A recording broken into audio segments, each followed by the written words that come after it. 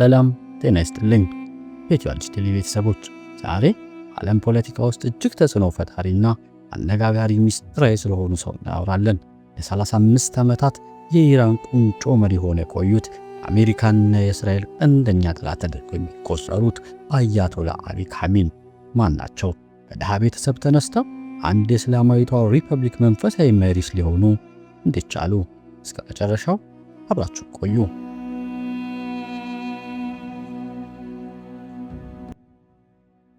አያቶላ አሊ ካሚኒ በአውሮፓውያን አቆጣጠር ሐምሌ 19 ቀን 1939 በመሸድ ቅድስት ከተማ የተወለዱ ሲሆን አባታቸው ሰይድ ጃዋድ ካሚኒ እጅግ ዝቅተኛ ኑሮ የሚኖሩ የሃይማኖት ምሁር በመሆናቸው ካሚኒ ልጅነታቸውን ያሳለፉት በአንድ ጠባብ ክፍል ውስጥ ከፍተኛ ድህነት ነበረ።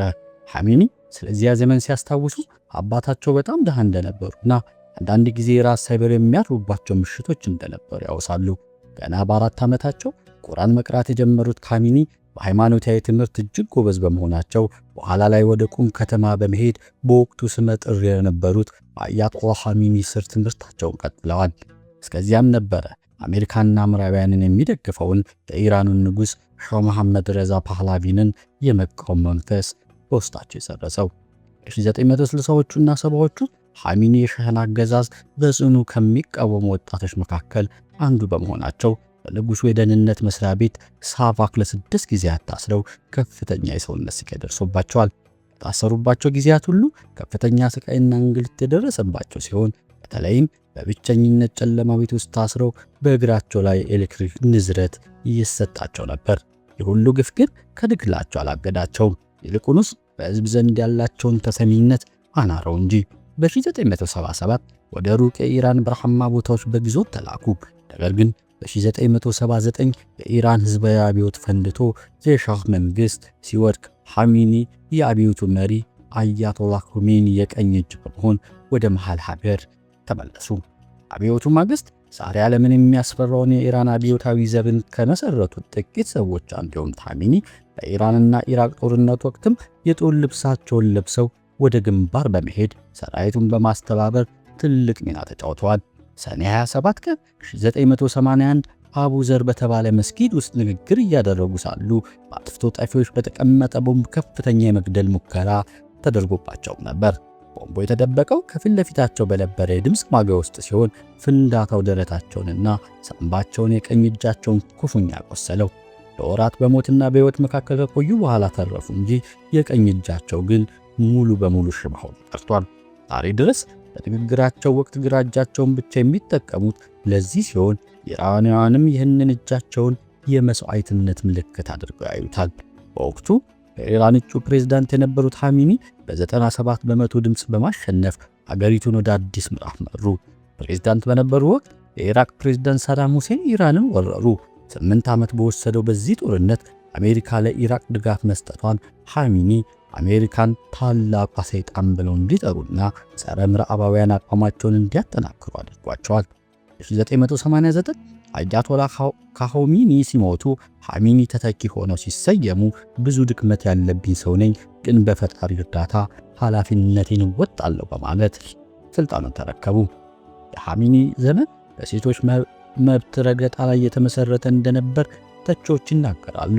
አብዮቱን ተከትሎ የመጣው አስገዳጅ የሂጃብ ሕግ የኢራን ሴቶችን ነፃነት የቀማ ነበር። ካሚኒ ይህንን ሕግ እንደ ሃይማኖታዊ ግዴታ ሳይሆን እንደ ፖለቲካዊ መሳሪያ ተጠቅመውበታል። በአውሮፓውያኑ በ1999 በ2009ና በ2019 የተነሱ ተቃውሞችን ሁሉ በብረት እጅ ታፍነዋል። በተለይም በ2022 የ22 ዓመቷ ማህሳ አሚኒ በፖሊስ ይዞታ ስር ካለች መሞቷም ተከትሎ የተቀሰቀሰው ሴት ሕይወት ነፃነት የሚለው ንቅናቄ የካሚኒን መንግስት መሰረት አናውጥቷል።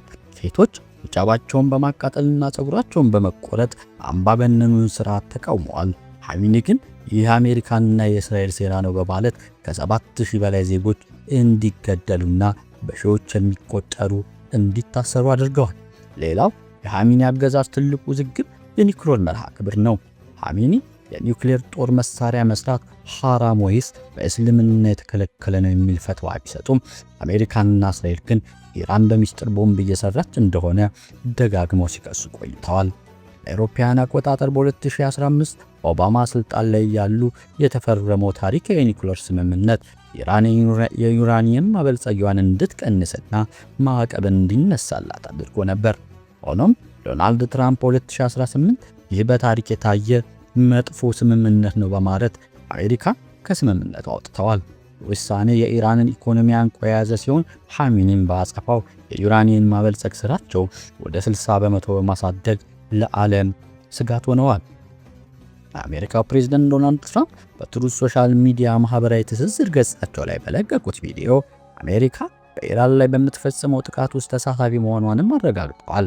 ትራምፕ በዚሁ ቪዲዮ መልእክታቸው ላይ ዋና የማጥቃት ዘመቻ መክፈታቸውን የተናገሩ ሲሆን ስምምነት ለማድረግ ደጋግመን ሞክረናል በማለት ሚሳኤሎቻቸውን እንደሚያወድሙና የሚሳኤል ኢንዱስትሪያቸውን ዶግ አመድ አድርገው ሙሉ በሙሉ እንደሚያቀጠፉ ገልጸዋል። ትራምፕ አብዮታዊ ዘመን ጦር መሳሪያዎቻችሁን አስቀምጡ፣ ያኔ ፍትሃዊ በሆነ መንገድ ትስተናገዳላችሁ፣ አለበለዚያ ግን ሞትን ትጋፈጣላችሁ ሲሉ አስጠንቅቀዋል። ዶናልድ ትራምፕ አሜሪካ ግብ ተጨባጭ የሆነ ስጋትን ማስወገድ መሆኑንም ተናግረዋል። ትራምፕ የኢራንን የሚሳኤል እንዲሁም የባህር ኃይል እንደሚያወድሙ ዝተው ኢራናውያን የነጻነት ጊዜያችሁ ተቃርቧል ብለዋል። በመላው እስራኤል ከኢራን ሊፈጸም የሚችልን የሚሳኤልና የድሮን ጥቃት ለማስጠንቀቅ የአደጋ ጊዜ ደውሎች ጠዋት ላይ የተሰሙ ሲሆን ይህም እስራኤል በኢራን ላይ ጥቃት ከከፈተች በኋላ ሀገሪቱ ሰዓት አቆጣጠር ጠዋት 2 ሰዓት ከ9 ላይ ነበር። እስራኤል በኢራን ላይ ጥቃት የፈጸመችው በአሜሪካና በኢራን መካከል ድርድር እየተደረገ ባለበት ወቅት ነበር።